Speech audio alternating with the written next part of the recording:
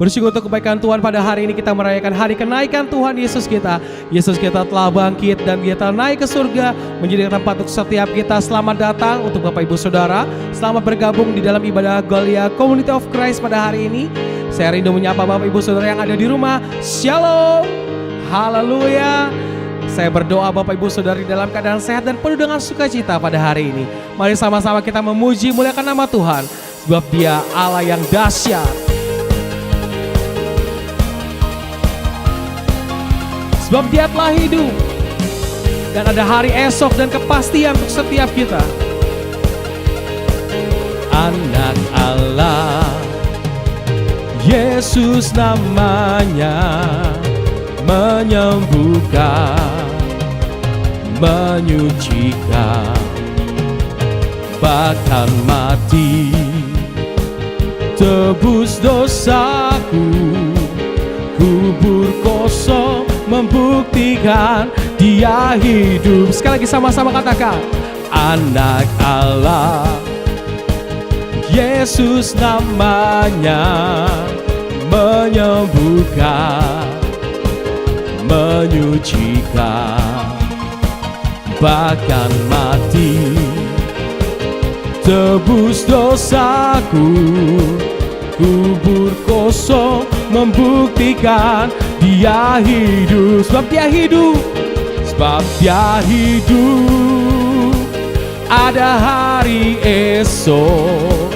Sebab Dia hidup, ku tak gentar, karena ku tahu Dia pegang hari esok.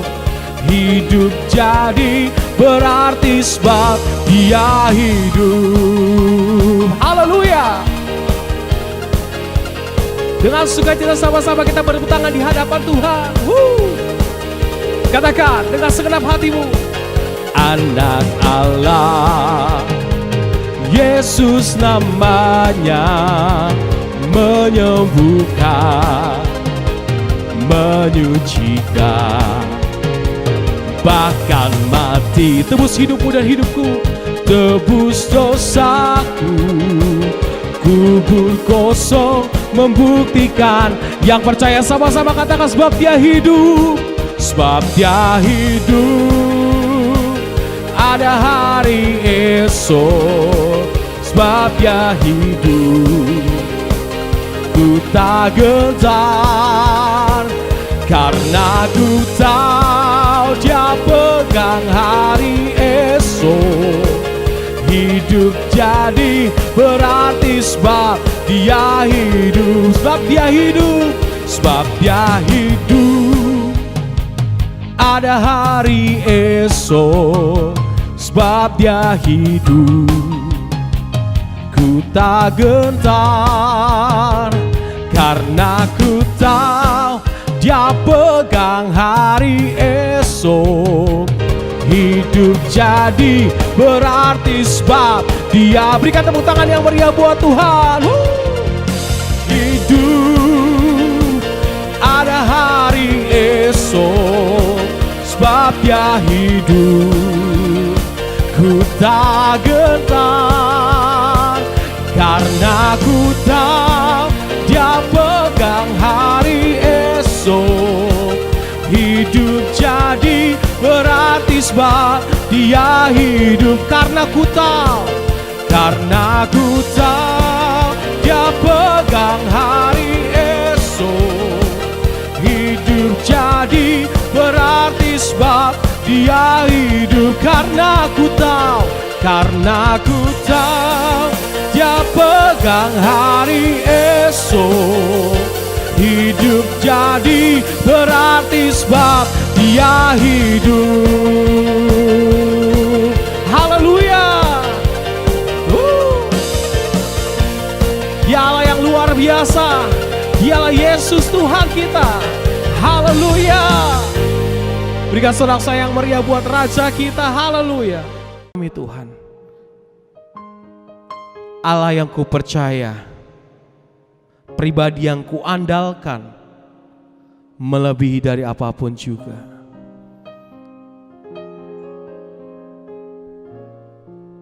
Sungguh kami bersyukur hari ini Tuhan. Engkau memberikan kepastian hari esok untuk kami. Dan kami tidak pernah ditinggalkan Tuhan.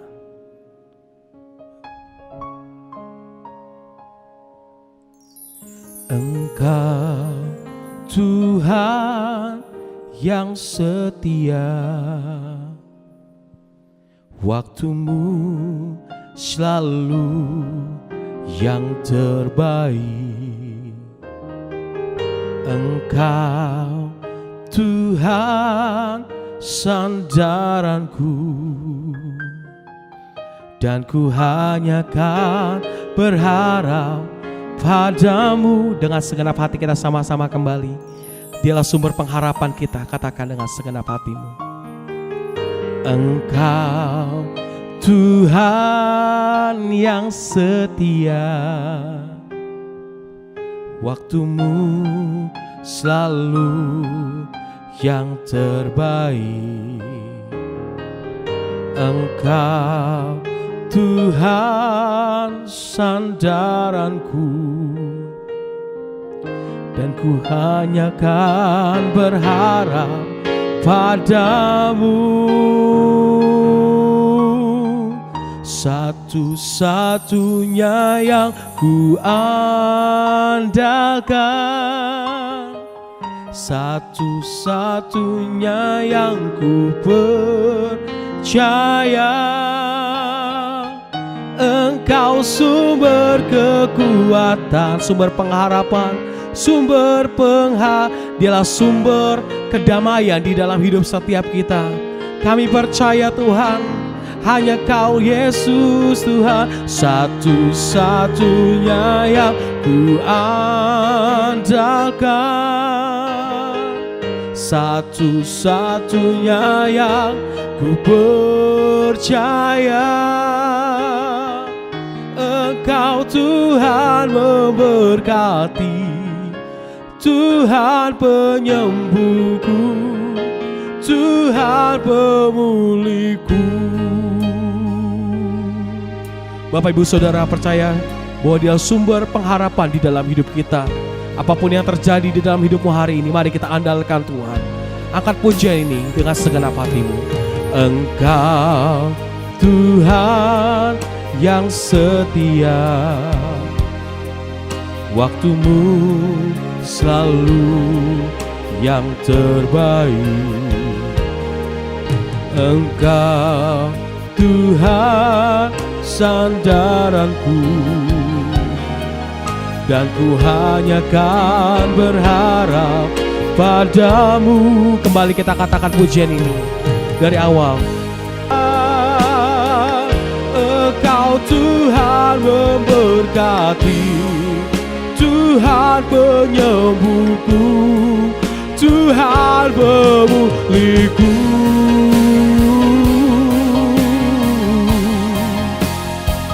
Hanya Kau Tuhan pemulihku, Kau sumber kekuatan. Haleluya, kami bangga Tuhan punya Allah seperti-Mu. Haleluya. Oh, mari kita sembah Dia. Angkat suaramu, meninggikan-Mu ya Tuhan. Hanya Kaulah sumber pengharapan kami, Yesus. Satu-satunya yang ku andalkan, satu-satunya yang ku percaya. Engkau sumber kekuatan, sumber pengharapan, sumber kedamaian. Satu-satunya yang ku andalkan, satu-satunya yang ku percaya. Engkau Tuhan memberkati, Tuhan penyembuhku, Tuhan pemulihku. Haleluya. Satu-satunya yang ku andalkan, satu-satunya yang ku percaya. Engkau sumber kekuatan, sumber pengharapan, sumber kedamaian. Satu-satunya, satu-satunya yang ku andalkan, satu-satunya yang ku percaya. Engkau Tuhan memberkati, Tuhan penyembuhku, Tuhan pemulihku. Engkau Tuhan memberkati, Engkau Tuhan memberkati, Tuhan penyembuhku, Tuhan pemulihku. Engkau Tuhan, Engkau Tuhan memberkati, Tuhan penyembuhku, Tuhan pemulihku.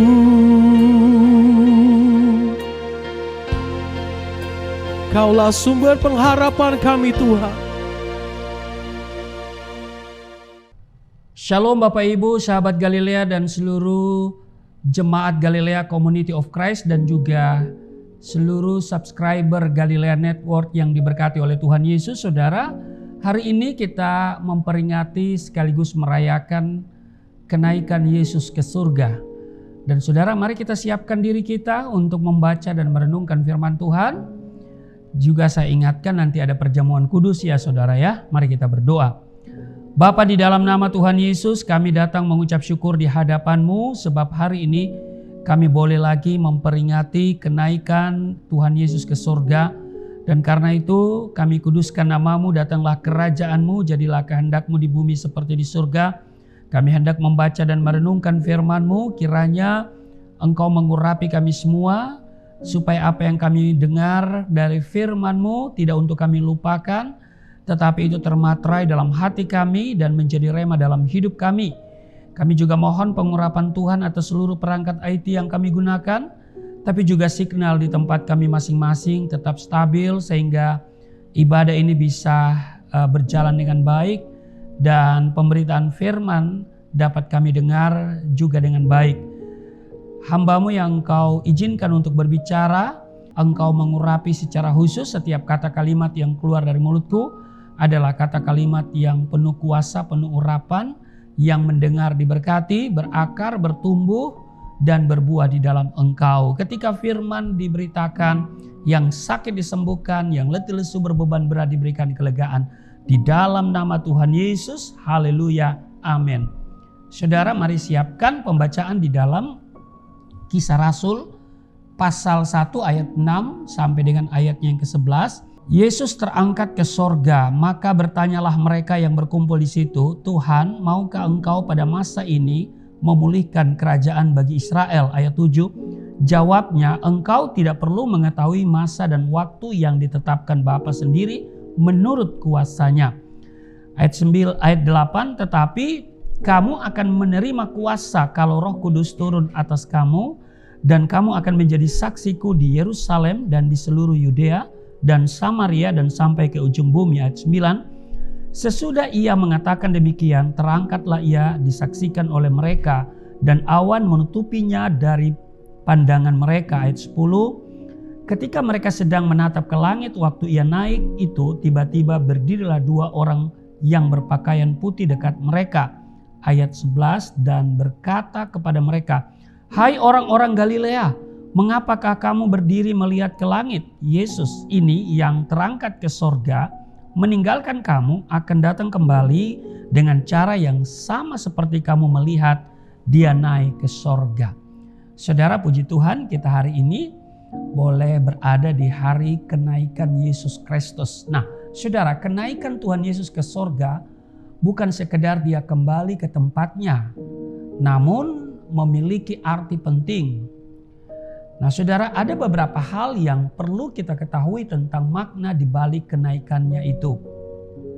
Kalau kita baca tadi di Kisah Rasul pasal 1 pada ayatnya yang ke-9, sesudah mengatakan demikian, terangkatlah ia, maksudnya Yesus, disaksikan oleh mereka dan awan menutupinya dari pandangan mereka. Saudara, seringkali orang Kristen kurang memperhatikan dan mempelajari arti kenaikan Tuhan Yesus ke sorga. Kebanyakan hanya berkutat pada penebusan dosa yang dilakukan melalui kematiannya dan juga kebangkitannya. Padahal baik kelahiran, kematian, kebangkitan maupun kenaikannya ke sorga sama-sama memiliki makna yang penting dan perlu kita pelajari, sebab itu satu paket. Saudara, Tuhan Yesus naik ke sorga bukan sekedar pulang ke rumahnya di sorga. Bukan sekedar mudik atau pulang kampung. Ada beberapa hal yang perlu kita pelajari seputar kenaikan Tuhan Yesus ke sorga. Saudara, ayat yang kita baca tadi di Kisah Rasul pasal 1 pada ayat 6 sampai dengan ayatnya yang ke-11 mencatat bahwa kenaikan Yesus itu disaksikan oleh murid-muridnya. Mengapa demikian? Karena Tuhan Yesus tahu bahwa kenaikannya itu memiliki makna yang sangat penting. Dan Tuhan Yesus tahu setan memakai orang-orang untuk mengaburkan, memalsukan dan menutup-nutupi fakta kenaikan Tuhan Yesus ini. Karena itu Tuhan Yesus membawa para saksi bahwa dia benar-benar naik ke sorga.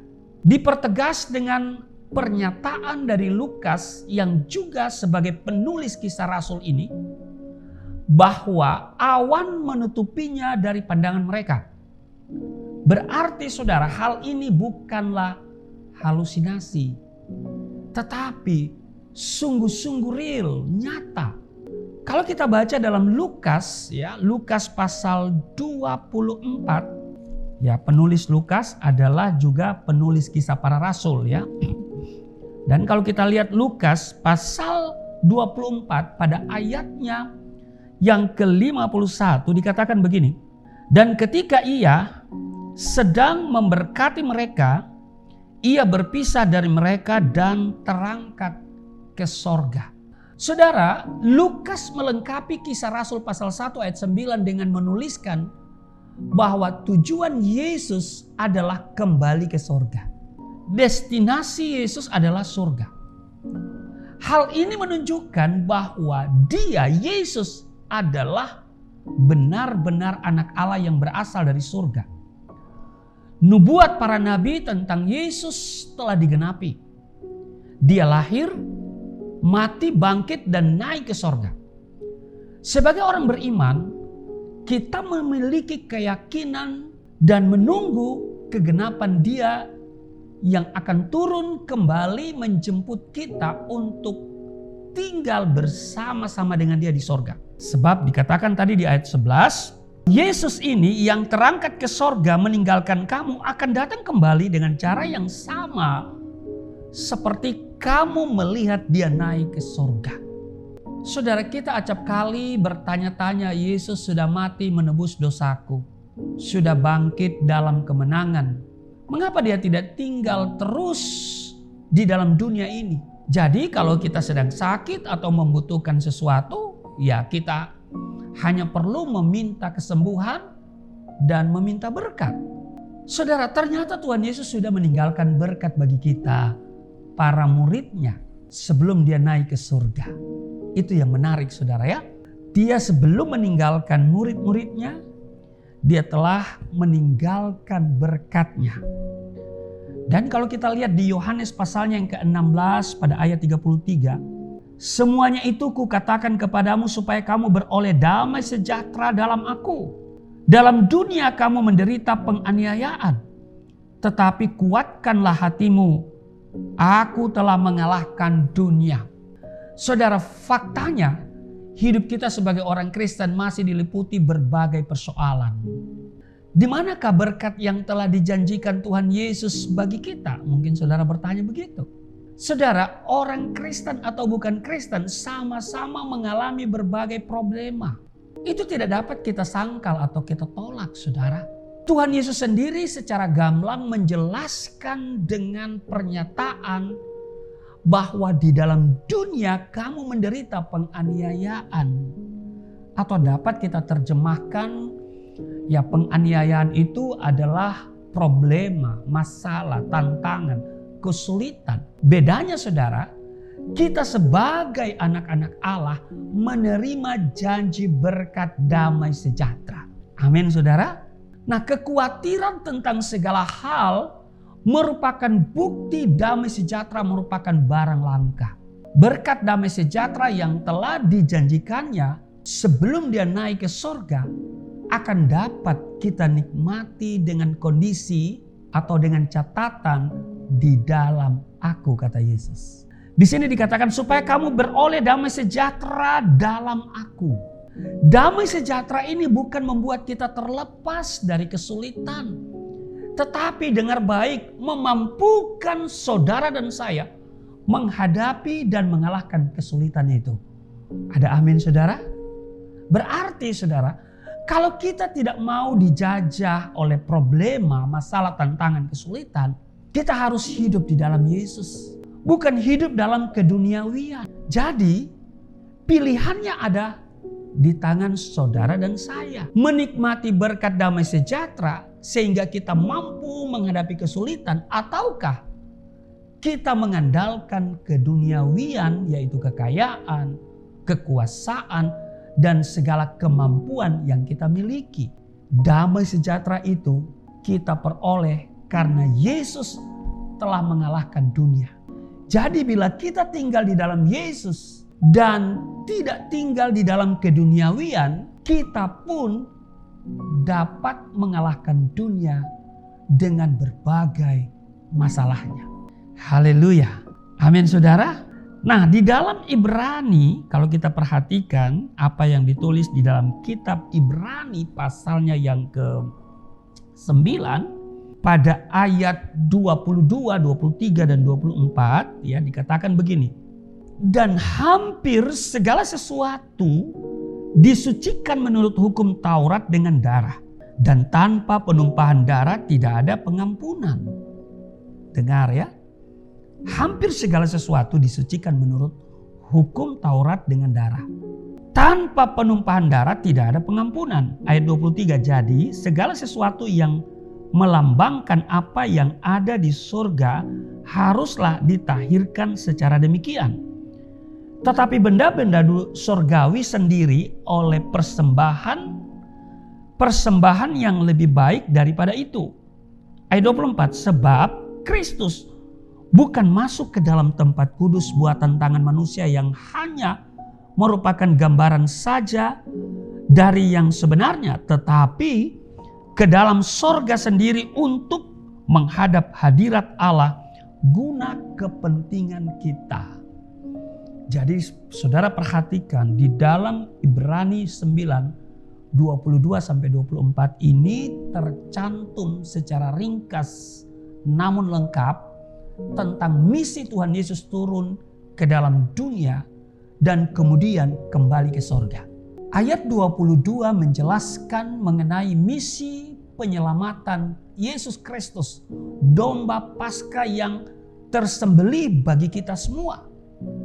Yesus datang ke dalam dunia bukan untuk meniadakan hukum Taurat, tetapi justru untuk menggenapinya.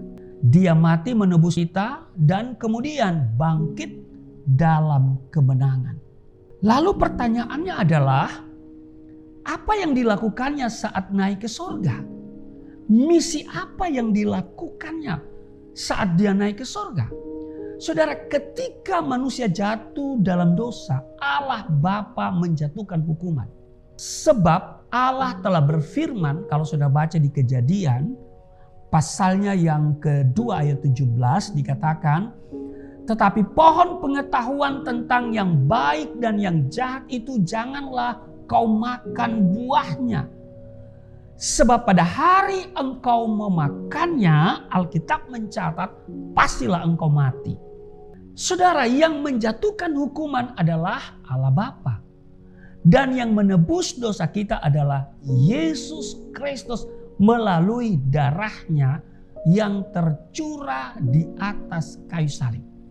Ibrani pasal 9 pada ayat 24, sebab Kristus bukan masuk ke dalam tempat kudus buatan tangan manusia yang hanya merupakan gambaran saja dari yang sebenarnya, tetapi ke dalam sorga sendiri untuk menghadap hadirat Allah guna kepentingan kita.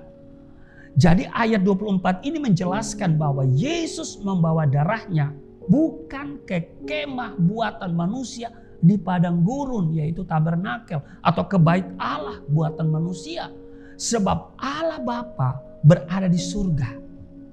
Karena itu dia pergi ke surga untuk menyerahkan darahnya sendiri kepada Allah sebagai pembayaran yang sah atas dosa umat manusia. Dan saat kembali ke surga 40 hari setelah kebangkitannya, Yesus menghadap Bapa di surga untuk apa? Untuk menuntaskan misi penting penyelamatan manusia. Jadi dengan demikian setan sama sekali tidak dapat berkutik lagi, saudara, karena Bapa yang menjatuhkan hukuman telah menerima pembayaran dari Yesus Kristus, yaitu darahnya sendiri. Di Yohanes pasalnya yang ke-14 ayatnya yang ke-16, di sana dikatakan begini, saudara, Aku akan minta kepada Bapa dan ia akan memberikan kepadamu seorang penolong yang lain, supaya ia menyertai kamu selama-lamanya. Saudara, jika Yesus Kristus dan Roh Kudus adalah satu dan adalah Allah, pertanyaannya adalah, mengapa Tuhan Yesus harus naik ke surga dan Roh Kudus turun? Mengapa tidak Tuhan Yesus saja tetap berdiam di dalam dunia? Saudara, dikatakan ada penolong yang lain, memiliki arti Yesus dan Roh Kudus adalah setara. Karena penolong yang lain itu bukan manusia, saudara ya. Dulu saya menerjemahkan itu Nabi saya. Itu penolong yang lain adalah Roh Kudus, ya. Dan itu setara dengan Yesus, tetapi memiliki fungsi yang berbeda. Yesus turun ke dalam dunia karena yang memerlukan penebusan dosa adalah manusia. Maka Yesus turun ke dunia dalam rupa manusia. Setelah Yesus menunaikan tugas menebus dosa kita, maka Roh Kudus yang menggantikan posisi Yesus dengan berdiam di dalam hati kita, agar kita dapat memelihara keselamatan sampai Yesus datang kedua kalinya untuk menjemput saudara dan saya. Saudara, Roh Kudus turun ke atas kita dan tinggal di dalam hati setiap orang beriman. Hal ini tidak memungkinkan dilakukan oleh Yesus yang turun dalam rupa manusia. Dengan wujud Yesus yang turun dalam rupa manusia, tentu dia tidak mungkin berada di beberapa tempat sekaligus. Sedangkan Roh Kudus dapat berdiam di dalam hati setiap orang beriman pada waktu yang bersamaan, sebab dia adalah Roh dan dia Maha Hadir. Saudara, kalimat itu dikatakan Yohanes pasal 14 ayatnya yang ke-16, Aku akan minta kepada Bapa dan ia akan memberikan kepadamu seorang penolong.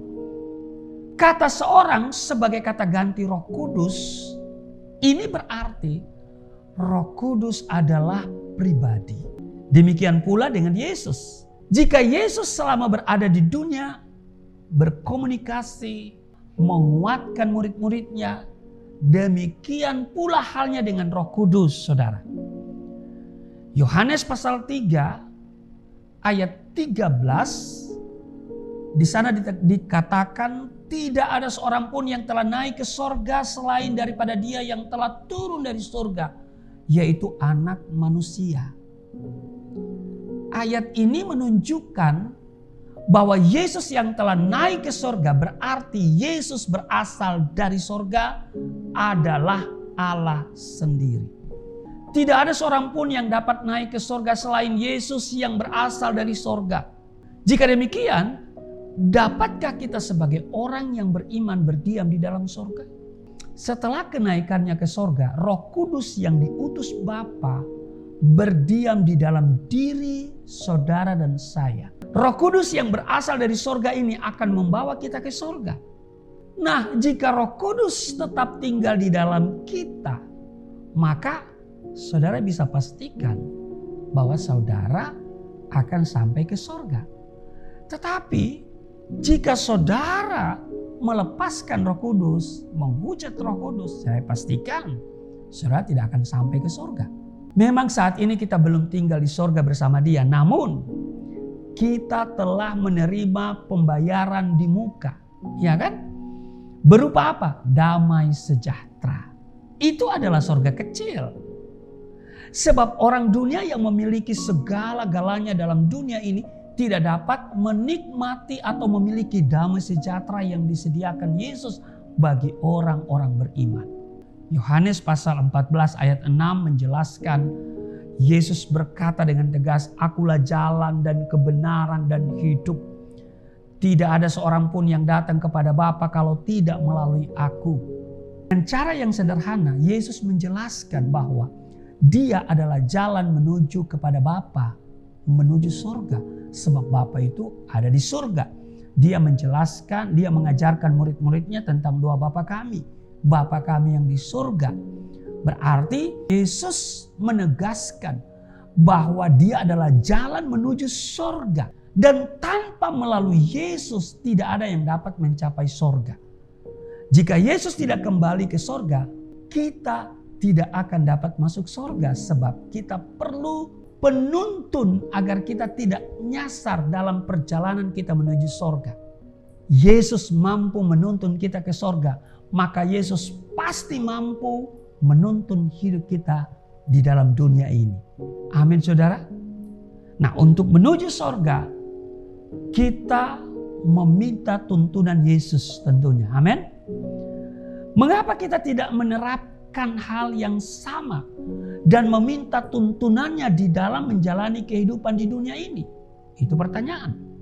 Saudara, Yohanes pasal 14 ayat 3 dikatakan, "Dan apabila aku telah pergi ke situ dan telah menyediakan tempat bagimu, aku akan datang kembali dan membawa kamu ke tempatku." Supaya Yesus jamin di tempat di mana aku berada, kamu pun berada.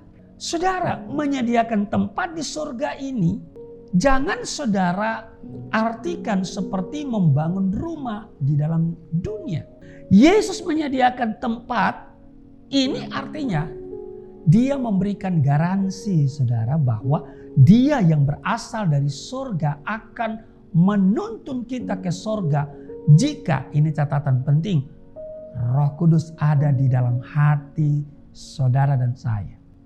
Menyediakan tempat itu berarti kita bukan tinggal sebagai pengungsi, saudara ya. Tetapi memiliki tempat tinggal yang permanen. Amin. Maka saya katakan, saya itu jadi Kristen karena supermi. Apa itu supermi? Surga permanen milik Eke. Haleluya. Nah, jadi saudaraku yang kekasih, ketika Dia naik ke surga, haleluya, itu Dia menyediakan tempat bagi kita. Dan apabila aku telah pergi ke situ, kata Yesus ya, sebelum Dia naik ke surga, dan telah menyediakan tempat bagimu, aku akan datang kembali dan membawa kamu ke tempatku, supaya di tempat di mana aku berada, kamu pun berada. Jadi saudara, saya ulangi bahwa di surga itu bukan mengungsi, tetapi kita memiliki tempat tinggal yang tetap. Saudara dengar baik, garansi ini tidak dapat kita temukan dimanapun juga selain di dalam Yesus. Berkat dari Yesus ini ibarat paket lengkap, saudara. Di dalam dunia yang penuh kesulitan atau aniaya, berkat damai sejahtera telah disediakan, yaitu Roh Kudus yang tinggal di dalam kita, sehingga kita mampu mengalahkan dunia. Sedangkan jaminan keselamatan melalui korban Kristus yang telah lahir, mati, bangkit, dan naik ke sorga telah digenapi. Janji Tuhan Yesus yang akan kembali menjemput kita juga pasti akan digenapi. Kita kembali lagi ke Kisah Rasul pasal 1 pada ayat 10 dikatakan, ketika mereka sedang menatap ke langit waktu ia naik itu, tiba-tiba berdirilah 2 orang yang berpakaian putih dekat mereka dan berkata kepada mereka, "Hai orang-orang Galilea, mengapakah kamu berdiri melihat ke langit? Yesus ini yang terangkat ke sorga meninggalkan kamu akan datang kembali dengan cara yang sama seperti kamu melihat dia naik ke sorga." Saudara, sesudah Yesus hilang dari pandangan mata murid-muridnya yang menyaksikan Yesus naik ke sorga, tiba-tiba 2 malaikat, dikatakan di sini orang yang berpakaian putih, ya, 2 orang yang berpakaian putih, bertanya, "Hai orang-orang Galilea, mengapa kamu berdiri melihat ke langit?" Saudara, perkataan malaikat itu sesungguhnya mencela murid-murid Tuhan yang terus menatap ke langit. Perbuatan mereka itu tidak ada gunanya. Mereka perlu bahkan harus menyaksikan Yesus naik ke sorga. Namun saudara, setelah Yesus tertutup awan dan bahkan sudah sampai di sorga, tidak perlu lagi menatap ke langit. Yesus sudah naik ke sorga dan membagikan kemenangan bagi kita. Dia menurunkan damai sejahtera bagi kita di dunia ini dan menyediakan tempat bagi kita di sorga. Itu adalah berkat kemenangan bagi kita. Amin. Namun saudara, kita jangan cuma melihat ke langit, yang artinya bertanya kapan dia datang menjemput kita. Jangan kita disibukkan dengan selalu membahas akhir zaman, mengait-ngaitkan keadaan ekonomi, bencana, sakit penyakit, wabah penyakit, bahkan perang Ukraina, Soviet dan Ukraina sebagai tanda-tanda akhir zaman. Saudara, banyak orang kok mulai sibuk mengait-ngaitkan, saudara. Tidak perlu seperti itu, sebab Yesus sendiri berkata begini, "Tetapi tentang hari dan saat itu tidak seorang pun yang tahu." Sudah bisa lihat di Matius 24 ayat 36. Lalu apa yang harus kita lakukan? Saudara dengar baik, hal yang terpenting bagi kita sekarang adalah memelihara iman kita agar senantiasa siap, ya kan? Kapanpun Yesus menjemput kita untuk tinggal bersama Dia di surga. Amin. Jadi kita harus memelihara iman kita. Kita harus giat dalam pekerjaan-pekerjaan Tuhan. Amin. Dan tentu yang paling penting kita siap kapan saja kita dipanggil untuk bersama Dia di surga. Di samping itu, Yesus memberi tugas kepada orang-orang beriman untuk apa? Memberitakan kabar keselamatan kepada semua orang. Iya toh? Jadilah saksinya bahwa Yesus sudah turun ke dunia untuk mati dan bangkit menebus kita. Dan siapa saja yang percaya kepadanya akan memperoleh hidup di sorga bersama Dia. Kita akan dapat bersaksi kalau Roh Kudus telah turun atas kita. Demikian tertulis dalam Kisah Rasul pasal 1 ayat yang ke-8. Tetapi kamu akan menerima kuasa kalau Roh Kudus turun atas kamu. Dan kamu akan menjadi saksiku di Yerusalem dan di seluruh Yudea dan Samaria dan sampai ke ujung bumi. Jadi kita akan dapat bersaksi kalau Roh Kudus telah turun atas kita. Kalau kita telah memiliki damai sejahtera. Sehingga kita memiliki semangat yang menyala untuk memberitakan kabar keselamatan kepada orang-orang yang berada di lingkungan kita. Karena di sini katakan menjadi saksiku di Yerusalem, kemudian di seluruh Yudea dan Samaria dan sampai ke ujung bumi. Saudara, di Yohanes pasal yang ke-8 ayat 12, Yesus berkata, "Akulah terang dunia, barang siapa mengikut aku, ia tidak akan berjalan dalam kegelapan, melainkan ia akan mempunyai terang hidup." Perkataan Yesus ini adalah jaminan bagi kita. Yesus adalah terang dunia. Yesus menerangi hidup kita, amin. Sehingga kita tidak berjalan di dalam kegelapan. Dengan demikian, kita tidak perlu meraba-raba di dalam menjalani hidup ini. Kita tidak perlu untung-untungan atau berspekulasi dalam mengambil tindakan. Di dalam terang tuntunan Tuhan Yesus, tujuan kita pasti ke sorga. Dan kita mengisi hidup kita dengan menjadi saksi Tuhan. Dan sebagai saksi, Tuhan pasti akan melengkapi kita dengan berbagai yang kita butuhkan, yaitu hikmat dan tentu juga berkat-berkatnya. Amin. Karena itu saudaraku yang kekasih, ketika kita memperingati kenaikan Tuhan Yesus, hal yang paling penting bahwa Yesus kembali ke surga. Artinya dia dari surga. Untuk apa dia di surga? Dia mentuntaskan misi penyelamatan bagi kita, di mana darahnya dia curahkan bagi kita. Dan dia juga telah menyediakan tempat bagi saudara dan saya. Apa yang harus kita lakukan? Kembali saya tegaskan di sini bahwa ketika malaikat itu berkata, "Hai orang-orang Galilea, mengapa kamu berdiri melihat ke langit? Yesus ini yang terangkat ke sorga meninggalkan kamu akan datang kembali dengan cara yang sama seperti kamu melihat dia naik ke sorga." Saudara, kita tidak perlu terpesona, kita tidak perlu menatap terus ke langit sehingga kita lupa dengan fungsi kita sebagai orang beriman, menjadi terang, menjadi garam, menjadi berkat. Ada amanat yang dia berikan kepada kita, menyelesaikan amanat itu menjadikan semua bangsa murid Yesus. Mari kita ambil bagian di dalamnya, saudara. Tidak usah kita kait-kaitkan peristiwa yang terjadi ini dengan kedatangan Yesus kembali, ya saudara. Sebab Yesus katakan tidak seorang pun yang mengetahui hal itu. Yang penting bagi kita adalah mari kita menjaga iman kita supaya kita tidak menjadi mualaf, tidak meninggalkan Yesus. Sekali Yesus tetap Yesus, amin. Dan bukan hanya itu, mari kita juga disibukkan dengan pekerjaan-pekerjaan Tuhan. Kita mengambil bagian dalam pekerjaan Tuhan. Saudara mensupport pekerjaan Tuhan. Saudara mendoakan hamba-hamba Tuhan. Saudara juga membagikan link ini kepada teman-teman saudara supaya mereka juga bisa terberkati ya dengan firman Tuhan yang disampaikan. Mari saudara kita ambil bagian. Kita disibukkan. Kita giat dalam pekerjaan Tuhan. Sekecil apapun itu. Sebab di mata Tuhan tidak ada pekerjaan yang terlalu kecil sehingga tidak penting. Jangan saudara, itu kan terlalu sederhana. Saudara, tidak ada pekerjaan yang terlalu sederhana. Demikian juga tidak ada pekerjaan yang terlalu besar sehingga saudara merasa wah hebat.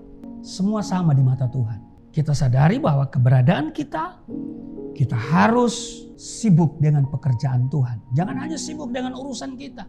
Kepentingan-kepentingan manusiawi kita itu hanya sesaat, itu hanya sementara. Kita hidup di dunia berapa lama sih? 70? Ya, bahkan kalau kuat 80, selebihnya itu ya penderitaan. Dan hidup ini terlalu singkat loh saudara ya. Nah, mari kita gunakan waktu yang singkat ini. Untuk apa? Untuk sibuk dengan pekerjaan Tuhan. Kalau kita diberi umur panjang, ya puji Tuhan. Amin. Tetapi seperti Rasul Paulus, bagiku hidup untuk Kristus, mati keuntungan. Kalau kita masih diberikan kesempatan, mari saudara, kita persiapkan diri kita.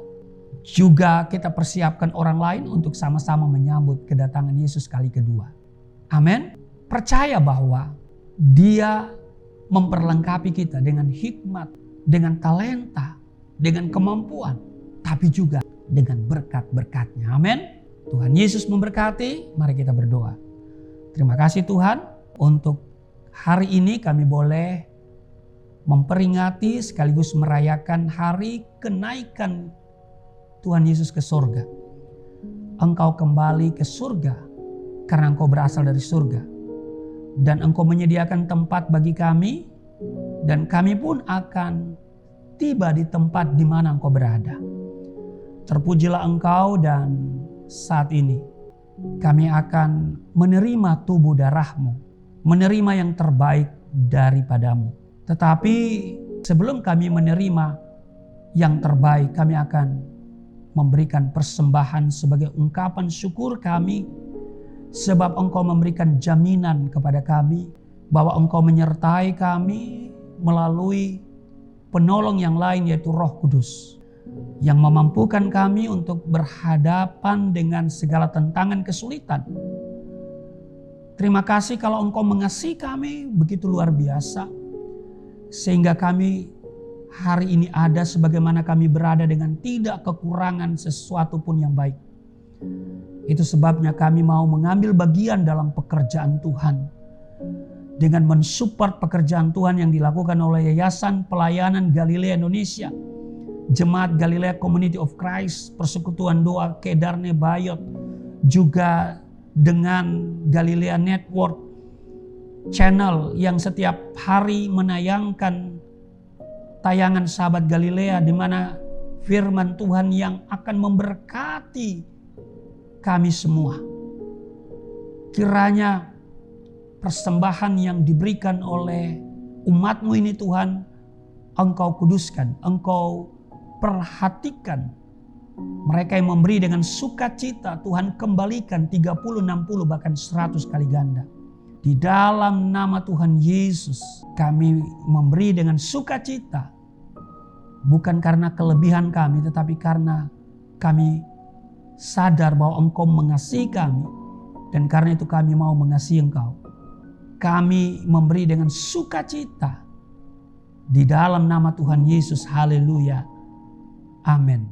Puji nama Tuhan, setiap kita diberkati oleh kebenaran firman Tuhan. Firman Tuhan menjadi rema dan kekuatan di dalam hidup setiap kita. Bapak Ibu Saudara, tiba saatnya kita memberikan ucapan syukur di hadapan Tuhan. Bapak Ibu Saudara yang rindu membawa ucapan syukur bisa mentransfer di dalam nomor rekening yang ada di layar Bapak Ibu Saudara. Terima kasih atas ucapan syukur Bapak Ibu Saudara. Tuhan Yesus yang memberkati. Bapak Ibu yang ada di rumah, kita mau siapkan hati kita masuk dalam sakramen perjamuan kudus.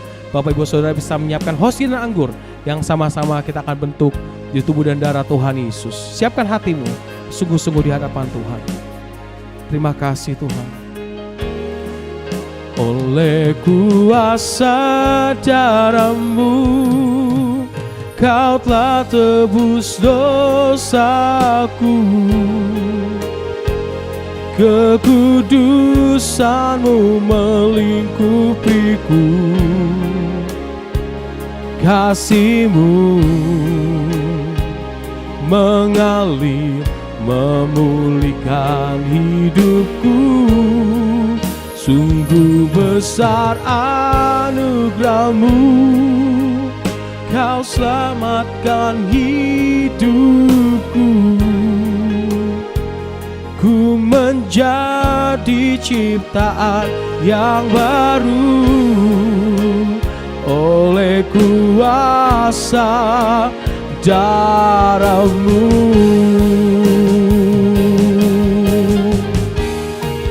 Oleh kuasa darah-Mu, Kau telah tebus dosaku. Kekudusan-Mu melingkupiku. Kasih-Mu mengalir memulihkan hidupku. Sungguh besar anugerah-Mu, Kau selamatkan hidupku. Ku menjadi ciptaan yang baru oleh kuasa darah-Mu.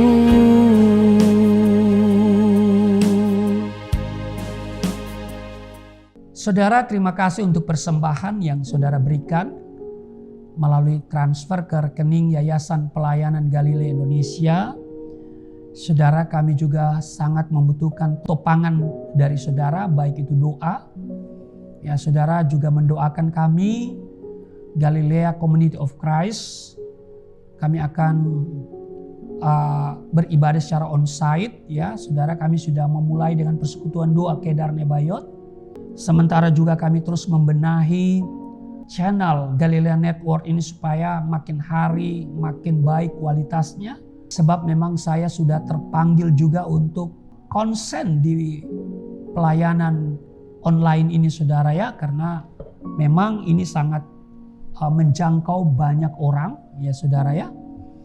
Karena itu kami perlu topangan dari saudara, terutama juga doa. Dan saudara, apa yang saudara berikan dalam bentuk persembahan, apakah itu persembahan syukur, persembahan apapun yang saudara berikan melalui atau via transfer ke rekening Yayasan Pelayanan Galilea Indonesia, itu tidak sia-sia. Amin saudara, dan kami berdoa apa yang saudara beri dalam bentuk rupiah, dolar, euro atau mata uang yang lainkah, Tuhan perhitungkan, Tuhan kembalikan 30, 60 bahkan 100 kali ganda. Dan Alkitab mencatat apa yang saudara beri itu akan memperbesar keuntungan saudara. Baik saudara, mari kita siapkan diri untuk menerima tubuh darah Kristus. Sudah siapkan elemen perjamuan kudus. Di 1 Korintus pasal 11 ayat 23 dan 24. Sebab apa yang telah aku teruskan kepadamu telah aku terima dari Tuhan, yaitu bahwa Tuhan Yesus pada malam waktu ia diserahkan mengambil roti. Dan sesudah itu ia mengucap syukur atasnya. Ia memecah-mecahkannya dan berkata, inilah tubuhku yang diserahkan bagi kamu. Perbuatlah ini menjadi peringatan akan aku. Mari kita berdiri, kita ambil hosti. Saudara, kita angkat dan katakan apa yang saya katakan ya saudara ya. Kita katakan bersama-sama. Di dalam nama Yesus Kristus, inilah roti yang turun dari surga, inilah tubuh Yesus Kristus yang tergantung di atas kayu salib, memberikan keselamatan hidup kekal dalam kerajaan surga, menyempurnakan tubuhku agar sehat sempurna, menyempurnakan jiwa dan rohku supaya dibangkitkan pada akhir zaman.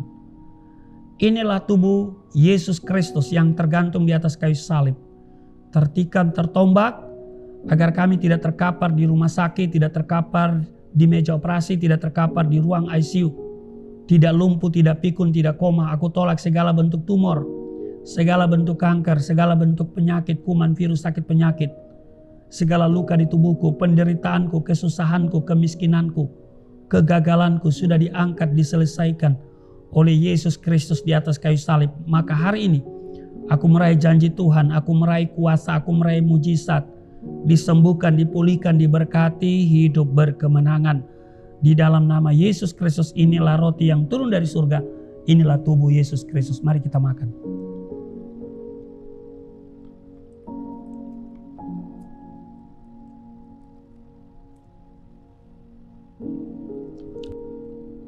Satu Korintus 11 ayat 25 dikatakan, demikian juga ia mengambil cawan sesudah makan.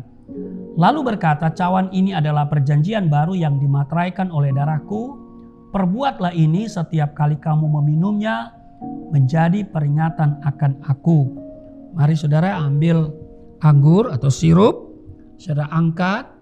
Katakan apa yang saya katakan. Kita katakan bersama-sama. Di dalam nama Yesus Kristus. Inilah darah Yesus Kristus yang tertumpah di atas kayu salib sebagai perjanjian yang baru dan yang kekal, yang memberikan pengampunan atas dosa-dosaku, yang menyucikan, menguduskan kami semua agar kami termaterai menjadi warga kerajaan surga. Di dalam nama Yesus Kristus, oleh kuasa darah Yesus dan oleh bilur-bilur Yesus Kristus, kami semua diselamatkan. Dan mulai hari ini kami semua tidak sakit-sakitan, tidak migrain, tidak sakit kepala, tidak vertigo, tidak pendarahan. Aku tolak stroke, aku tolak sakit kista, segala bentuk tumor, segala bentuk kanker. Aku telah sakit jantung, jantungku sehat, tidak dioperasi, tidak ada penyempitan. Aku telah sakit paru-paru, paru-paruku sehat, tidak ada flek, tidak TBC, tidak sakit asma. Aku telah sakit liver, tidak hepatitis. Aku telah sakit ginjal, ginjalku sempurna, tidak cuci darah, tidak gagal ginjal. Aku tolak diabetes, pankreasku sempurna. Aku tolak darah tinggi, aku tolak darah rendah, tidak ada alergi dalam tubuhku, tidak kolesterol. Sel-sel darah merah, darah putih, sempurna adanya, tidak asam urat. Aku tolak rematik, tulang-tulangku tidak keropos, saraf, pembuluh-pembuluh darah, semuanya berfungsi dengan sempurna. Darah Yesus Kristus membalut menyembuhkan segala penyakitku. Di dalam nama Yesus Kristus, inilah darah Yesus Kristus. Mari kita minum.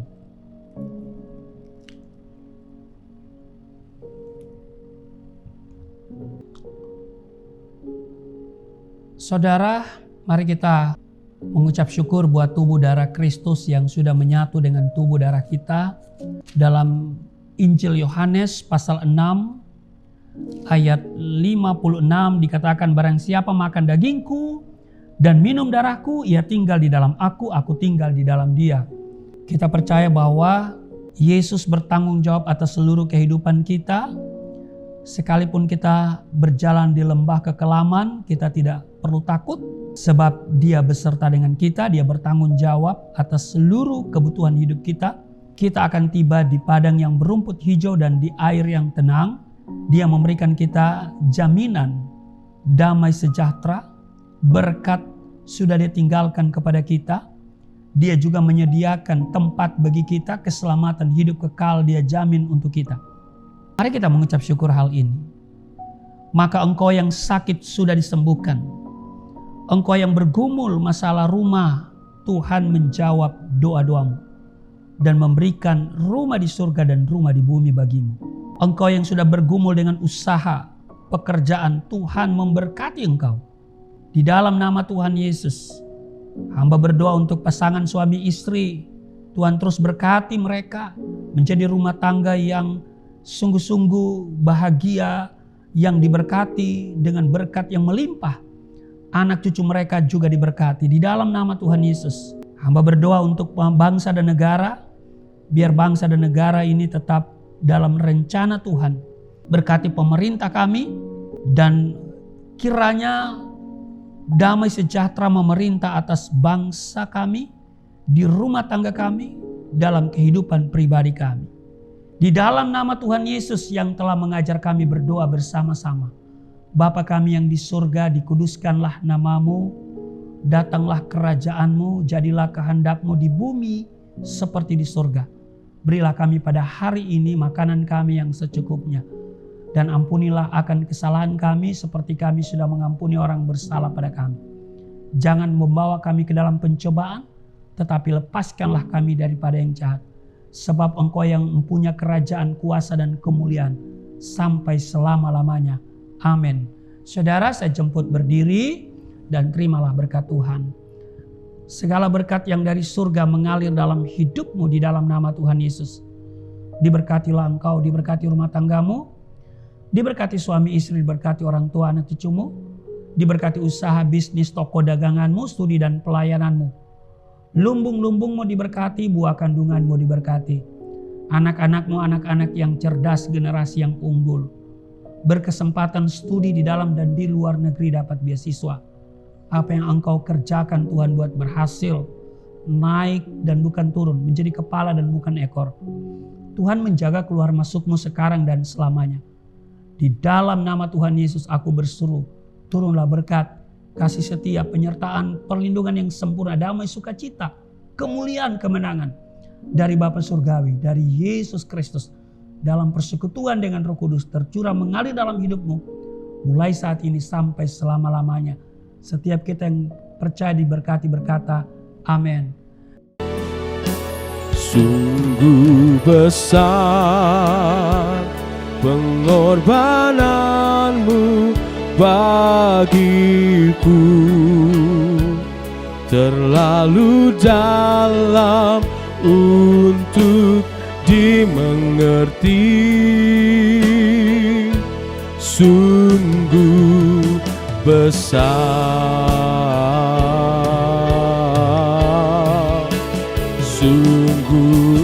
indah yang kau pikirkan tentangku, tak terselami bagiku. Sungguh indah,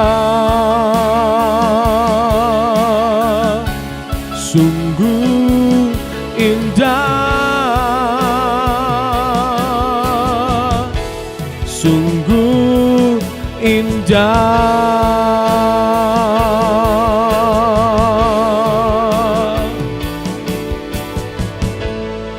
Ibadah kita telah selesai, sampai berjumpa kembali dalam ibadah-ibadah berikutnya. Tetap setia mengiring Tuhan. Tuhan Yesus memberkati setiap kita dan shalom.